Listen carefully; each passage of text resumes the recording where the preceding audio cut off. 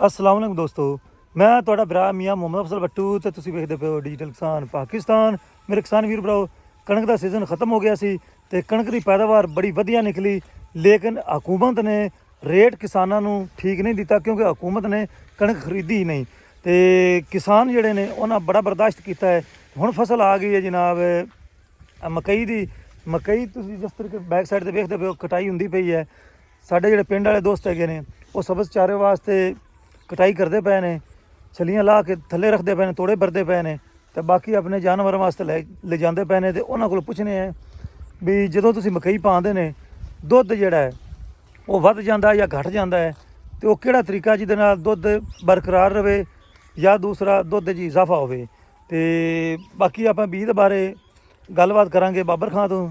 ਇਹ ਮਕਈ ਹੈ ਮੇਰੇ ਚਾਚੇ ਦੇ ਬੇਟੇ ਬਾਬਰ ਇਕਬਾਲ ਭੱਟੂ ਸਾਹਿਬ ਦੀ, ਉਹਦੇ ਕੋਲ ਪੁੱਛਣੇ ਵੀ ਬੀਜ ਕਿਹੜਾ ਹੈਗਾ ਤੇ ਨਾਲ ਹੀ ਮੰਡੀ ਦੇ ਹਵਾਲੇ ਨਾਲ ਪੁੱਛਣੇ ਆ ਵੀ ਇਸ ਦੀ ਜਿਹੜੀ ਪੋਜੀਸ਼ਨ ਹੈ ਮਾਰਕੀਟ ਦੀ ਕੈਸੀ ਰਹੇਗੀ ਤੇ ਹੁਣ ਮੌਜੂਦਾ ਰੇਟ ਕੀ ਚੱਲਦਾ ਪਿਆ ਹੈ।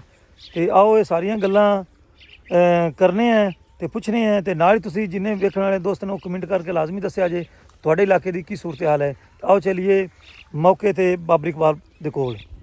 ਤੇ ਦੋਸਤੋ ਆ ਚੈੱਕ ਕਰੋ ਜੀ, ਮੋਟਰਸਾਈਕਲ ਦੇ ਉੱਤੇ ਮਕਈ ਲੋਡ ਹੁੰਦੀ ਪਈ ਹੈ। ਇਸੇ ਤਰੀਕੇ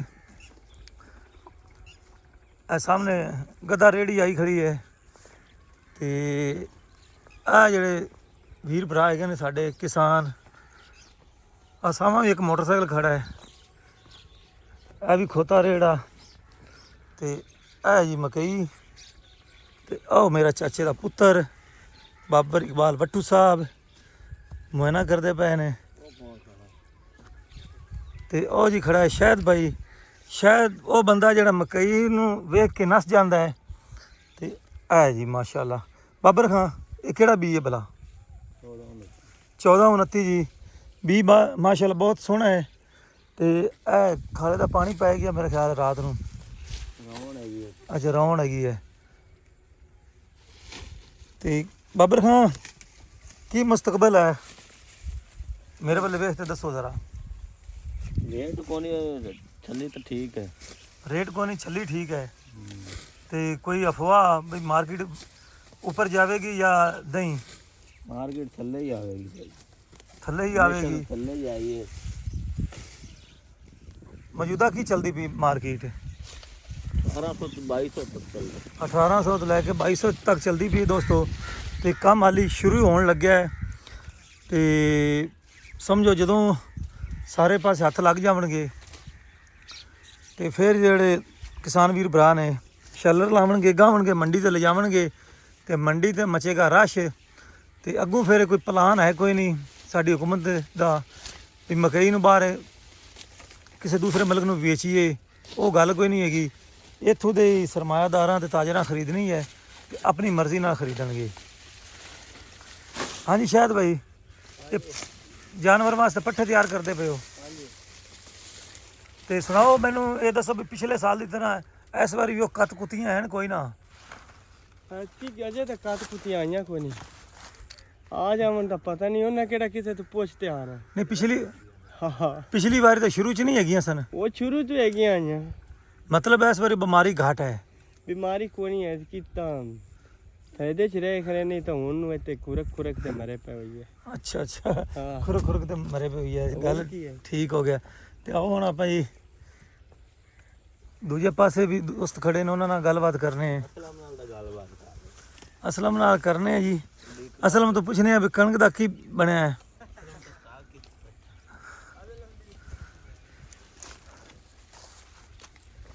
ਤੇ ਕਣਕ ਦੀ ਵਾਰੀ ਤੇ ਕਿਸਾਨ ਜਿਹੜੇ ਨੇ ਭੁਗਤ ਗਏ ਨੇ ਤੇ ਕਣਕਾਂ ਕੁਣਕਾਂ ਵੇਚਤੇ ਹੋ ਗਏ ਨੇ ਵਿਹਲੇ। ਹੁਣ ਵਾਰੀ ਆ ਗਈ ਹੈ ਮਕਈ ਦੀ ਤੇ ਵੇਖਾਂਗੇ ਕੀ ਭਾਅ ਬਣੀਂਦੀ ਹੈ। ਆ ਸਾਰੇ ਦੋਸਤ ਜਿਹੜੇ ਨੇ ਇਹਨਾਂ ਜਨਾਬ ਮਕਈ ਦੇ ਪੱਠੇ ਲਿਜਾਣੇ ਨੇ। ਅੱਛਾ ਕਰੋ, ਛੱਲੀ ਬਹੁਤ ਕਮਾਲ ਦੀ ਮਾਸ਼ਾਅੱਲਾ ਜ਼ਬਰਦਸਤ। ਹਾਂਜੀ ਇਮਰਾਨ ਭਾਈ ਕੀ ਹਾਲ ਹੈ? ਤੇ ਸੁਣਾਓ ਪਿਛਲੇ ਸਾਲ ਦੀ ਨਿਸਬਤ ਇਸ ਵਾਰੀ ਕਿਸ ਤਰ੍ਹਾਂ ਛੱਲੀਆਂ ਨਿਕਲਦੀਆਂ ਪਈਆਂ ਨੇ? ਬਿਹਤਰੀਨ ਨਿਕਲ ਰਹੀਆਂ ਜੀ ਪਿਛਲੇ ਸਾਲ ਦੀ ਤਰ੍ਹਾਂ? ਹਾਂਜੀ ਵਧੀਆ। ਬਿਹਤਰੀਨ ਇਸ ਵਾਰੀ ਕੱਤ ਕੁੱਤੀਆਂ ਕੋਈ ਨਹੀਂ ਹੈਗੀਆਂ ਹੈ? ਹਾਂਜੀ ਅਜੇ ਤੱਕ ਤਾਂ ਬੱਚਤ ਹੈ, ਬੱਚਤ ਹੈ। ਪਿਛਾ ਪਤਾ ਨਹੀਂ ਮੌਸਮ ਦੇ ਲਿਹਾਜ਼ ਨਾਲ। ਤੇ ਸੁਣਾਓ ਕਣਕ ਛਣਕ ਵੇਚ ਲਈ ਆਈ? ਹਾਂਜੀ ਕੀ ਹਿਸਾਬ ਵੇਚੀ ਆਈ? ਕਣਕ 3200 ਨੂੰ ਵੇਚੀ ਆਈ। ਅੱਛਾ ਸ਼ੁਰੂ ਵਿੱਚ ਹੀ ਹਾਂਜੀ ਤੁਸੀਂ ਤਾਂ ਫਿਰ ਚੰਗੇ ਰਹਿ ਗਏ 3200 ਨੂੰ ਵੇਚਦੇ। ਹਾਂਜੀ। ਤੇ ਹੁਣ ਆਹ ਮਕਈ ਦੇ ਬਾਰੇ ਕੀ ਖਿਆਲ ਹੈ ਤੁਹਾਡਾ? ਮਕਈ ਦਾ ਜੀ ਇਹਦੇ ਤਾਂ ਕੰਮ ਬੁਰਾ ਨਹੀਂ ਜਾ ਰਿਹਾ, ਹੁਣ ਆਉਣ ਵਾਲੇ ਵਕਤ ਵੇਖੀ ਕੀ ਬਣਦਾ। ਮੇਰੇ ਵੱਲ ਵੇਖ ਤੇ ਦੱਸਣਾ ਹੁਣ ਦੱਸੋ। ਅਜੇ ਤੱਕ ਤਾਂ ਜੀ ਮੰਦਾ ਹੀ ਹੈ ਇਹਦਾ। ਮੰਦਾ ਹੀ ਹੈ, ਹਾਂਜੀ ਕੋਈ ਚਾਂਸ ਹੈਗੇ ਨਾ ਵਧਣ ਦੇ? ਕੋਈ ਨਾ, ਅਜੇ ਤੱਕ ਕੋਈ ਨਜ਼ਰ ਨਹੀਂ ਆ ਰਿਹਾ। ਆਰ ਨਹੀਂ ਨਿਗੇ ਪਿਆ ਦੇ। ਹਾਂਜੀ ਤੇ ਯਕੀਨ ਮੰਨੋ ਦੋਸਤੋ, ਦਿਲ ਖੁਸ਼ ਹੋ ਗਿਆ ਕਿਸਾਨ ਦੀ ਮਿਹਨਤ ਦਾ, ਜੋ ਉਹਨਾਂ ਮਿਹਨਤ ਕੀਤੀ ਹੋਈ ਹੈ। ਛਲੀਆਂ ਵੇਖੋ ਮਾਸ਼ਾਅੱਲਾ, ਮੱਕੀ ਦਾ ਸਾਈਜ਼ ਵੇਖੋ। ਤੇ ਮੇਰਾ ਖਿਆਲ ਹੈ ਵੀ ਦੁੱਖ ਉਸੇ ਮਿਲਦਾ ਜਦੋਂ ਇਹਦਾ ਰੇਟ ਪੂਰਾ ਸਾਨੂੰ ਨਹੀਂ ਲੱਭਦਾ। ਬਹੁਤ ਹੀ ਕਮਾਲ ਦੀਆਂ, ਬਹੁਤ ਹੀ ਪਿਆਰਾ ਸਾਈਜ਼। ਕਿਆ ਬਾਤ,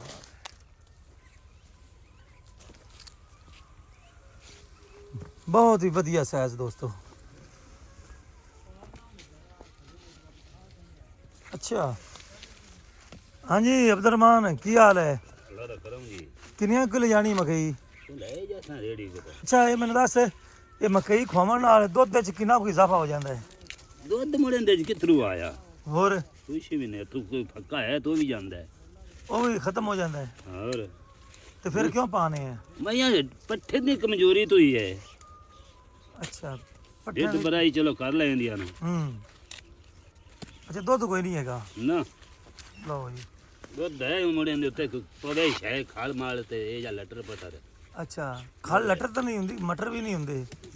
ਖਾਲ ਤਾਂ ਫਿਰ ਖਾਲ ਹੀ ਹੋਈ। ਐਵੇਂ ਨਾ ਕੋਈ ਚੌਕਰ ਹੋਵੇ, ਕੋਈ ਖਾਲ ਹੋਵੇ। ਹਾਂ ਵੰਡਾ ਹੋਵੇ। ਹਾਂ ਸਹੀ ਹੈ। ਤੇ ਉਂਝ ਤਾਂ ਬਹੁਤ ਹੀ ਮੁੜ ਹੈ। ਅੱਛਾ ਅੱਛਾ। ਤੇ ਅੱਗੇ ਜਨਾਬ ਬਸ਼ੀਰ ਖੜਾ ਹੈ, ਤੇ ਮੈਂ ਆਪਣੇ ਵੀਰ ਭਰਾ ਨੂੰ ਦੱਸਦਾ ਚੱਲਾਂ ਵੀ ਇਸ ਵਾਰੀ ਜਿਹੜੀ ਮਕਈ ਹੈ ਨਾ, ਇਹ ਜਿੰਨੇ ਵੀ ਕਿਸਾਨ ਨੂੰ ਕੋਸ਼ਿਸ਼ ਕਰਦੇ ਪਏ ਨੇ ਵੀ ਆ ਜਿਹੜੇ ਦੋਸਤ ਪੱਠੇ ਵਗੈਰਾ ਲੈ ਜਾਂਦੇ ਨਾ ਜਾਨਵਰ ਵਾਸਤੇ, ਉਹਨਾਂ ਕੋਲ ਚਲਾਉਂਦੇ ਪਏ ਹਰੀ ਹਰੀ।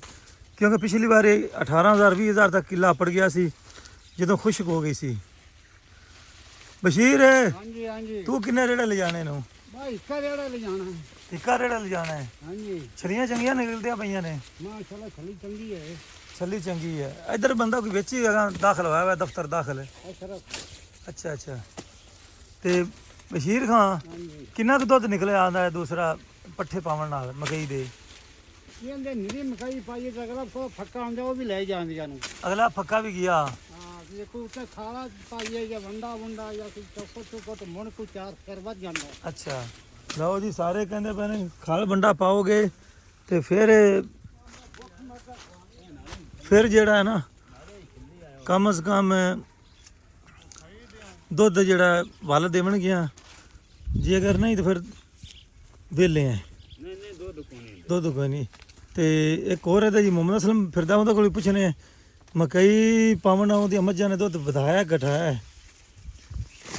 ਜੀ ਮੁਹੰਮਦ ਅਸਲਮ ਕੀ ਹਾਲ ਹੈ? ਹਾਂਜੀ ਠੀਕ ਹੈ। ਦੱਸੋ ਮਕਈ ਪਾਵਣ ਨਾਲ ਦੁੱਧ ਵਧਿਆ ਕਿ ਘਟਿਆ ਹੈ? ਮੀਆਂ ਸਾਹਿਬ ਨਾ ਕੋਈ ਨਹੀਂ ਵਦਾ ਵੁਦਾ ਕੋਈ ਵੀ ਨਹੀਂ। ਹਾਂ ਵੀ ਅਗਲਾ ਵੀ ਗੁੱਟ ਕਿਹੜਾ ਹੈਗਾ?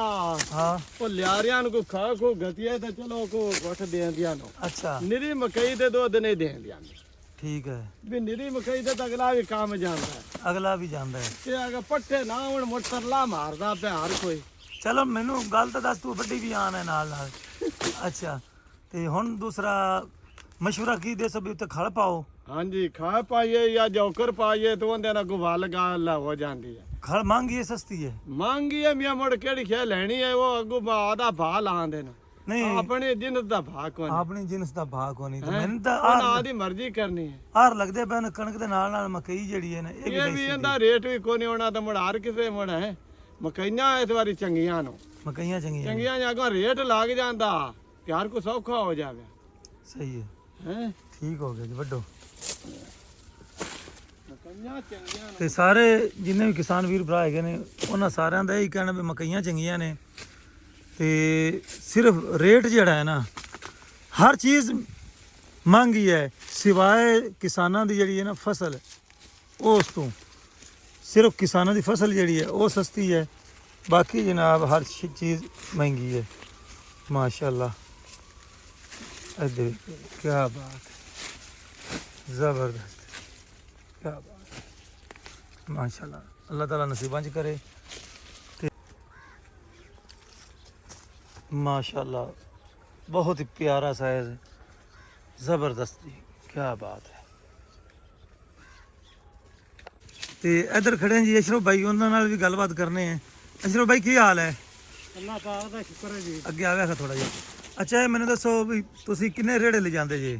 2 ਰੇੜੇ ਇਸੇ ਤਰੀਕੇ ਰੋਜ਼ਾਨਾ ਮਤਲਬ ਛਿੱਲ ਤੇ ਤੋੜੇ ਭਰ ਕੇ ਛਿੱਲ ਕੇ ਤੋੜੇ ਭਰ ਤੇ 2 ਰੇੜੇ ਲੈ ਜਾਣੇ ਨੇ। ਕਿੰਨੇ ਜਾਨਵਰ ਨੂੰ ਟੋਟਲ? ਜਾਨਵਰ ਹਨ 10-12 10-12 ਵਾਸਤੇ।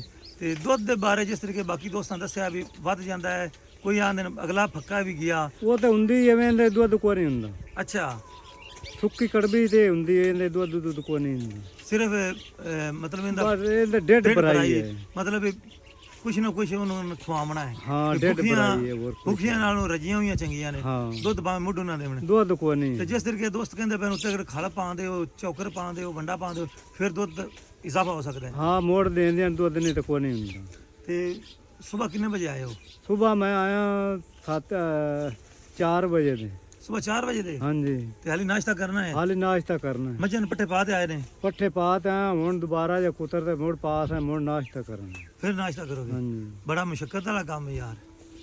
ਤੇ ਇਹ ਅਗਰ ਖੁਸ਼ਕ ਹੋ ਜਾਵੇ ਤਾਂ ਫਿਰ ਤਾਂ ਨਹੀਂ ਤੁਸੀਂ ਆਉਂਦੇ ਨੇ? ਫਿਰ ਨਹੀਂ ਮੋੜਾ ਸਾ ਕੀ ਕਰਨੇ, ਅਸੀਂ ਸੁੱਕ ਜਾਂਦੇ, ਮੁੜ ਖਾਂਦੇ ਹੀ ਨਹੀਂ ਜਾਨਵਰ ਨਹੀਂ ਖਾਂਦੇ ਹੈਗੇ। ਹੂੰ। ਠੀਕ। ਅੱਛਾ ਛਲੀਆਂ ਦਾ ਸਾਈਜ਼ ਕਿੰਜ ਦਾ ਨਿਕਲਦਾ ਪਿਆ? ਛੱਲੀ ਦਾ ਸਾਈਜ਼ ਠੀਕ ਹੈਗਾ ਹੈ, ਪਰ ਤਾਂ ਤੁਹਾਨੂੰ ਨਹੀਂ ਹੈ। ਖਾ ਦੇਨੇ। ਵਿਖਾਓ। ਲਓ ਜੀ ਮਾਸ਼ਾਅੱਲਾ, ਇਹ ਛੱਲੀ ਦਾ ਸਾਈਜ਼ ਹੈ। ਕੀ ਬਾਤ, ਜ਼ਬਰਦਸਤ, ਕੀ ਬਾਤ। ਠੀਕ ਹੋ ਗਿਆ। ਤੇ ਕਿਸਾਨ ਵੀਰ ਭਰਾਓ ਜਿੰਨੇ ਵੀ ਵੇਖਣ ਵਾਲੇ ਦੋਸਤ ਹੈਗੇ ਨੇ, ਆਪਣੇ ਆਪਣੇ ਇਲਾਕੇ ਦੇ ਬਾਰੇ ਜਾਂ ਜਿਹਨਾਂ ਦੋਸਤਾਂ ਨੇ ਮਕਈਆਂ ਲਗਾਈਆਂ ਹੋਈਆਂ ਨੇ, ਉਹ ਲਾਜ਼ਮੀ ਆਪਣੀ ਮਕਈ ਦੀ ਤਫਸੀਲ ਦੇਵਣ ਤੇ ਆਪਣੇ ਆਪਣੇ ਇਲਾਕੇ ਦੀ ਮੰਡੀ ਦੇ ਬਾਰੇ ਵੀ ਮਾਲੂਮਾਤ ਦੇਵਣ ਵੀ ਉੱਥੇ ਰੇਟ ਕੀ ਚੱਲਦਾ ਪਿਆ ਹੈ। ਤੇ ਸਾਡੇ ਪਾਸੇ ਤੇ ਪੁੱਛ ਪੈਂਦੀ ਵੀ 18 ਤੋਂ ਲੈ ਤੇ 1800 ਤੋਂ ਲੈ ਤੇ 2000 ਤੱਕ ਜਿਹੜਾ ਨਾ ਰੇਟ ਚੱਲਦਾ ਪਿਆ। ਲੇਕਿਨ ਇਹ ਰੇਟ ਰਹਿਣਾ ਨਹੀਂ। ਤੇ ਕਣਕ ਨੇ ਦਾ ਮਤਲਬ ਵੀ ਸਾਡੇ ਨਾਲ ਜਿਸ ਤਰੀਕੇ ਸਾਰਿਆਂ ਨੂੰ ਪਤਾ ਵੀ ਪੈਦਾਵਾਰ 'ਚ ਇਜ਼ਾਫਾ ਹੋਇਆ ਸੀ, ਲੇਕਿਨ ਹਕੂਮਤ ਨੇ ਨਾ ਖਰੀਦਣ ਦੀ ਵਜ੍ਹਾ ਨਾਲ ਕਿਸਾਨਾਂ ਨੂੰ ਜਿਹੜਾ ਹੈ ਨਾ ਖੁੱਡੇ ਲੈਣ ਲਾ ਦਿੱਤਾ ਹੈ। ਤੇ ਹੁਣ ਜਿਹੜੇ ਚਾਂਸ ਲੱਗਦੇ ਪਏ ਨੇ ਸਾਨੂੰ ਇਹ ਮਕਈ ਦੇ, ਇਹ ਵੀ ਕੋਈ ਚੱਜ ਦੇ ਕੋਈ ਨਹੀਂ, ਕਿਉਂਕਿ ਪਿਛਲੀ ਵਾਰੀ ਅੱਜ ਕੱਲ੍ਹ ਇਹਦਾ ਰੇਟ 5000 ਤੋਂ ਇਹ 4500 ਹੋਈ, ਫਿਰ 4000, ਫਿਰ ਇਸੇ ਤਰੀਕੇ ਹੋ ਗਈ 3000, 2500। ਹੁਣ ਲੋਕਾਂ ਨੇ ਪਿਛਲੇ ਸਾਲ ਵਾਲੀ ਮਕਈ ਜਿਹੜੀ ਹੈ ਨਾ 1800 1900 ਨੂੰ ਹੁਣ ਗਾ ਕੇ ਦਿੱਤੀ ਹੈ। ਤੇ ਮੇਰਾ ਖਿਆਲ ਹੈ ਵੀ ਕਿਸਾਨਾਂ ਨਾਲ ਜ਼ਿਆਦਤੀ ਹੈ। ਤੇ ਸਾਡੇ ਜਿੰਨੇ ਵੀ ਕਿਸਾਨ ਵੀਰ ਭਰਾ ਨੇ, ਸਾਨੂੰ ਵੀ ਚਾਹੀਦਾ ਵੀ ਹਰ ਫਸਲ ਜਿਹੜੀ ਲਗਾਈਏ, ਇੱਕੇ ਫਸਲ ਵਾਲੇ ਪਾਸੇ ਨਾ ਜਾਈਏ। ਜਦੋਂ ਇੱਕ ਫਸਲ ਸਾਰੇ ਲਗਾਉਂਦੇ ਨੇ ਫਿਰ ਰੌਲਾ ਪੈ ਜਾਂਦਾ ਹੈ। ਤੇ ਵੱਡੋ ਜੀ ਅਸ਼ਰਫ ਭਾਈ ਮਕਈ ਤੇ ਸਾਡੇ ਜਿੰਨੇ ਵੀ ਕਿਸਾਨ ਵੀਰ ਭਰਾ ਨੇ, ਬਸ ਇੱਕੇ ਪਾਸੇ ਸਾਰੇ ਨਾ ਗਏ ਕਰੋ। ਮੁਖਤਲਿਫ ਜਿਹੜੀਆਂ ਨੇ ਵੈਰਾਈਟੀਆਂ, ਮਕਈ ਲਾਓ, ਕਣਕ ਲਾਓ, ਹਰ ਫਸਲ ਲਗਾਓ, ਆਲੂ ਲਾਓ, ਤਾਂ ਕਿ ਮੰਡੀ ਦੇ ਵਿੱਚ ਬੁਹਰਾਨ ਨਾ ਆਵੇ, ਇਜ਼ਾਫਾ ਨਾ ਹੋਵੇ। ਜਦੋਂ ਇਜ਼ਾਫਾ ਚੀਜ਼ ਦਾ ਹੋ ਜਾਂਦਾ ਨਾ ਕਿਸੇ ਦਾ ਵੀ, ਫਿਰ ਰੇਟ ਜਿਹੜਾ ਨਾ ਉਹ ਡਿੱਗ ਪੈਂਦਾ ਹੈ। ਤੇ ਹੁਣ ਮੈਨੂੰ ਦਿਓ ਇਜਾਜ਼ਤ, ਤੁਹਾਡਾ ਭਰਾ ਮੀਆਂ ਮੁਹੰਮਦ ਅਫਜ਼ਲ ਬੱਟੂ। ਅੱਲਾ ਹਾਫਿਜ਼, ਪਾਕਿਸਤਾਨ ਜ਼ਿੰਦਾਬਾਦ।